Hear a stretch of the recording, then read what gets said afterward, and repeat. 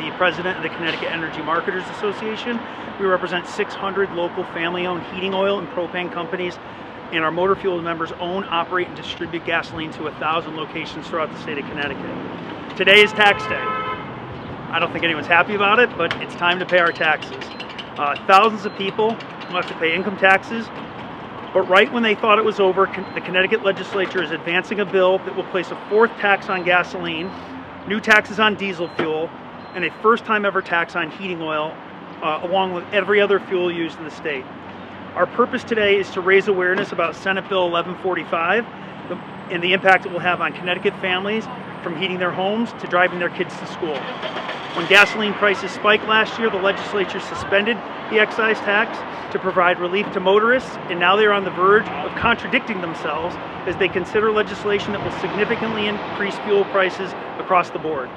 Our first speaker today is Peter Brennan, who is the Executive Director of the New England Convenience Store and Energy Marketers Association. He represents over 7,000 convenience stores, more than 5,000 of them with retail gasoline. In Connecticut, his organization represents 1,200 stores that sell gasoline. Peter? Thank you, Chris. Good morning. Thank you for coming out. We are here on behalf of the 7,000 plus convenience stores across New England because this bill, Senate Bill 1145, is a terrible piece of legislation. It's going to increase costs for everybody in Connecticut, especially those that fuel their vehicles, heat their homes, really do anything. And we oppose it for two main reasons. Number one, this would be a fourth tax on gasoline in the state of Connecticut. The Nutmeg State residents are already paying 3 separate gasoline taxes. This would further increase transportation costs for those people. And number two, this is a horribly regressive policy. These taxes don't impact the wealthiest in the state. These taxes impact those that can barely put food on their table, as well as drive their kids to practice and drive to work every day. We think this is the lowest form of taxation when you go after these classes of people in order to make a statement about what your priorities are on a global scale in regards to energy. These people shouldn't suffer because you want to make a point. Additionally, I'd just like to talk about the details of the bill a little bit. This takes the power away from the legislature, where taxes are supposed to originate under the Constitution, and gives it to an unelected bureaucrat at the Department of Energy and Environmental Protection. That's not right. We urge everybody to oppose Senate Bill 1145. I'm happy to take questions after. Thank you. Thank you, Peter. Our next speaker is John Blair, who's president of the Connecticut Motor Transport Association, which is comprised of approximately 500 dedicated member companies that transport a number of products from food to fuel to prescription drugs. Virtually every consumer product that ends up in a store comes through his members. So John, I'd like you to come up and say a few words. Thank you, Chris. Good morning, everybody. Wish you all a good day. Yeah, this bill is a significant problem for my members. I have about 500 members, carriers, and 80% of goods that come to your household come by freight. Any cost that affects our members and the cost of delivering goods to households and communities will be passed on to consumers. Earlier this year, we were saddled with the highway use taxes you've heard of, I think, and that was started in January of this year. We're already paying a significant amount of tax dollars to the state of Connecticut newly this year.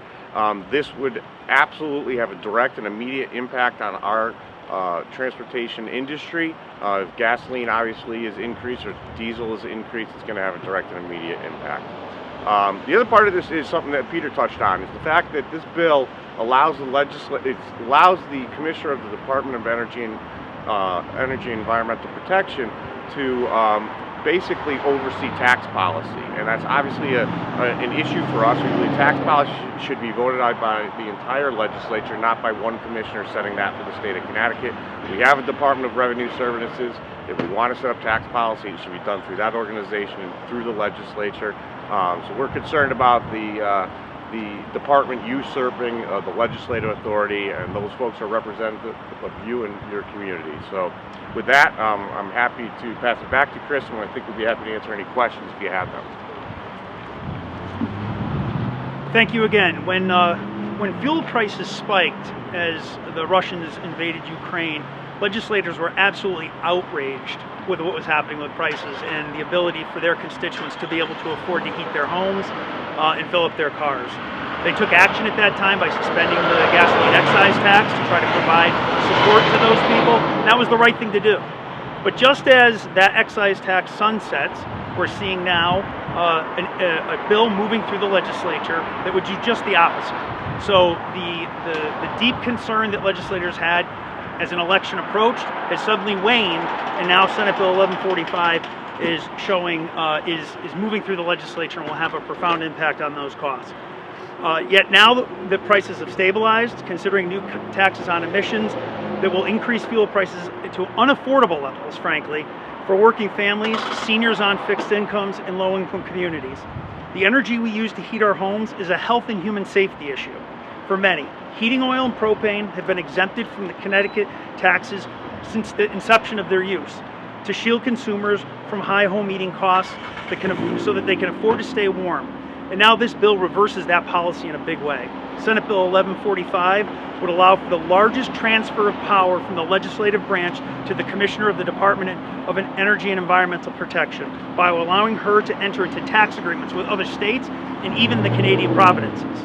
To put that in perspective, not even the governor has that power, but this bill should be defeated on those grounds alone. As my counterparts have said, to allow an unelected bureaucrat who has no responsibility to taxpayers to have the ability to enter into tax agreements is fundamentally wrong, and again, just on those grounds, the bill should be defeated. We also, to give you an idea of the impact, this past winter we had unprecedented demand for energy assistance programs.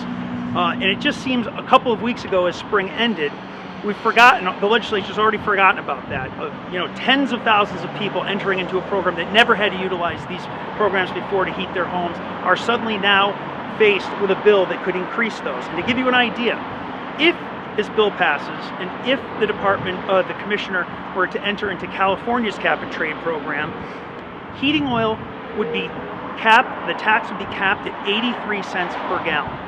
So taxing the emissions that come from it could add as much as an additional 83 cents per gallon. Propane and natural gas, about 48 cents per gallon. So these aren't little numbers. These are little taxes. These are big numbers that affect real people for every gallon of fuel that they consume. A short 2 years ago, the legislature chose not to enter into a regional cap and trade program called the Transportation Climate Initiative, or TCI, which would have increased the price of gasoline. And now they're back with a proposal that potentially impacts both heating fuels and transportation fuels. So this bill is TCI on steroids. It's a bigger, more scary, more widespread version of TCI. And it's a sneaky version of TCI. The legislature 2 years ago walked away from that proposal, but this proposal doesn't quite outline exactly what it does. We have to look and seek out where are these other programs that Connecticut might enter into, like California or the Canadian provinces. They use words like market-based compliance mechanisms, which are opaque and the public can't understand. So that we have to look to other programs to decide what the actual impact will be on people. So when considering Senate Bill 1145, we would urge the legislature to reject it. This is the time that people who heat their homes with propane, natural gas, heating oil, electricity, people who fill up their car to bring their kids to school, work, and to worship, this is the time to tell legislators that 1145 and the impact that it'll have on the cost of living in Connecticut and the impact that it'll have to inflation needs to be rejected. So I think with that, we'd be willing to take any questions that anybody might have. I think you're right. I think the specific about this, so this is an attempt to reduce emissions, right? As the state moves towards cleaner air, and so this would tax propane heating.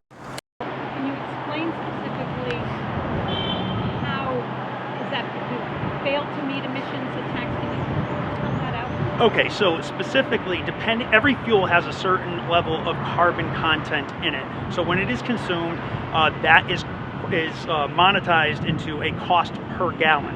And so the thought is that the higher the cost of the carbon content, the more that the consumer will cut back. But as we know, these fuels are inelastic. You have to drive to work every day. You have to drive to school every day. So regardless if the price of fuel is 5 cents more expensive or 80 cents more expensive, you still have to do those things.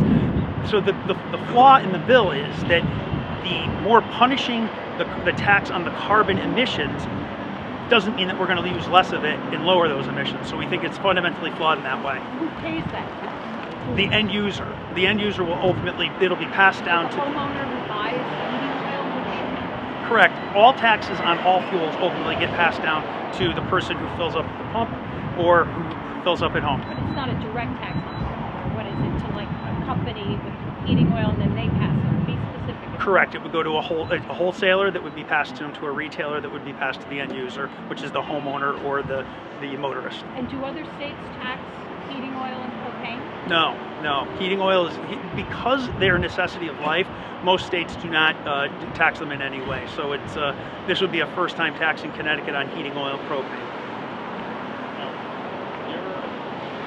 Are those taxes outlined specifically in the bill, or are you projecting what the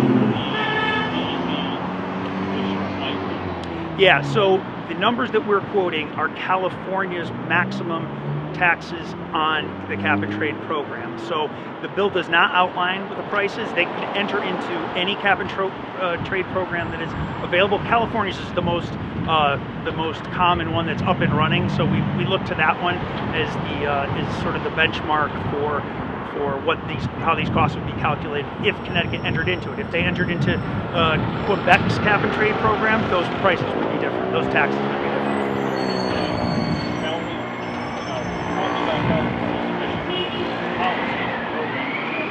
We're already kind of tied to them as far as motor vehicles, and I think trucks now. Wouldn't it have to go if the decommissioner implemented something like this? Wouldn't it have to go before a regs review? I believe that yes, the regs review would have to review ultimately any regulations that were being implemented.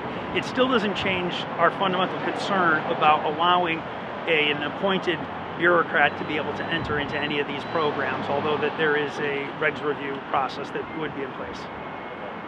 And just as far I know, John, with the truck emissions that was passed last year. Yes. Is that, are you envisioning, are you seeing this bill as one step on top of that? I see it as a completely separate and distinct issue of set up a cap and trade. Give her the ability to set up whatever program the commissioner would want to set up here in Connecticut. So I think it's distinct and different from the bill that passed last year. I know you fought a lot against the usage tax. Since the tax has been in place for the first of the year, what have you heard from your members? I'll do this. I got an average cost from one of our companies about 25 trucks. We've talked about this a little bit too, and they're looking to incur anywhere from $150,000 to $250,000 in doing costs related to the highway use tax. So it's obviously an add-on to that. We've had a terrible fight over that issue, and anytime you saddle us with a cost, we do pass it down. Unfortunately, that's the way it works. They like to deny that up there, but the fact of the matter is that's how it works. And Peter, are you seeing, being that your organization covers a large swath of New England, are you seeing other companies like this in other New England states? We have. We have seen it in Massachusetts, and frankly, it's too early to gauge the impact because they set the targets so far out that they don't have a direct impact on the consumers when the legislation or when the regulatory body, promulgates the regulations. They set a target so far in advance that they're all out of office by the time the consumers start feeling it. You never know which direction it's going to go there. They can do it immediately, they can do it 50 years down the line. It seems that it's a sneaky way to do business, and it's a sneaky way to put across a tax increase if that's what ultimately the end game is. Can I just follow up just on that regs review issue? Because I think this is an important issue, because we are now, as you said, following California standards with regards to, so what we've argued at the motor transport is that only having regs review that type of issue, or those types of issues of greenhouse gas emissions going out to 2035 and 2040, we think the standard of review is very low for the state of Connecticut. We just strictly adopting what California does. We're basically telling our folks in Connecticut, the legislature of California is going to dictate what goes on here in Connecticut. So we're seriously concerned about that. So anything that just goes through regs review, like the 1145 bill, we also have concerns about that it's not going to have the same standard of review that it should by the entire legislature. Okay. Do we need to redo that with our guests there in the background? Or are we all good? Okay. We're good? All right. Thanks, guys. Thank you.